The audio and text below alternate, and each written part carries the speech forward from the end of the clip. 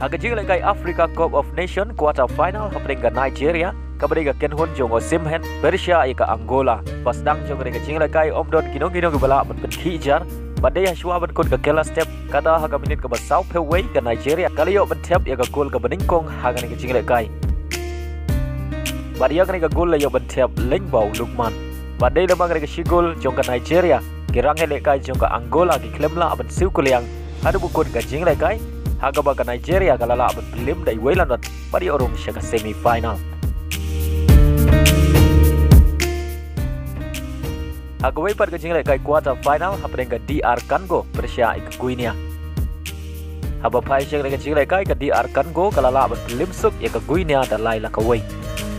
Baleng bang ga jing job ga DR Congo kalayo ban rong shaga semi final. Haga jing lai Asian Cup quarter final hapeng ga Tajikistan Persia ika Jordan. Haga kela step jong ga jing lai kai omdon kino gibala ban khijar.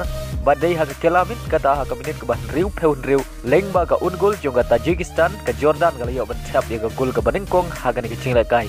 Badai le bang ga ungul la pelong ya baro artli kenhun di klemla shu ban khijar adu bokot ga jing lai kai haga baga Jordan kala khori ga nam job dai weilanot pada urung shaga semi final.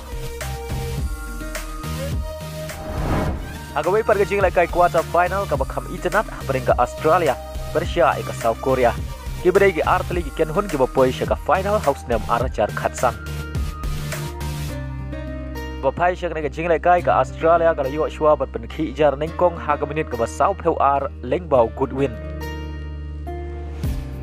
Badai le magan ga shigol la pelong ya kirang le kai juga South Korea bakin du jingkermen wala gi lai le kai bha Henry gi klemla ban sikuliang. Yaga shigol jonga Australia hadu bukut ga kentai per minit. Badai haga additional minit lengba ga jingle kai bha orang le kai bakan sai jonga South Korea uson hungming la penlong yaga South Korea bakan yo yaga penalty haga bau defense jonga Australia la penkelon ya uson haga penalty box. Bad yaga ga penalty la kenjat Wang Hechan haga minit ga bakentai per plus riu. Baleng bagan ga gol la penlong ya baro artli kenhun bakin ya kai damar shigol.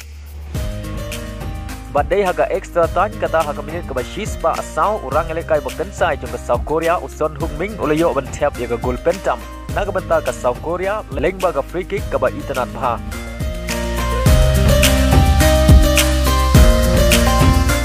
Badai le maga ga gol jong uson la pelong ya ka South Korea bagan penkunno ya ga jingya lenti jonga Australia haga ga Asian Cup naga ba galala ban lim da ar la kawai.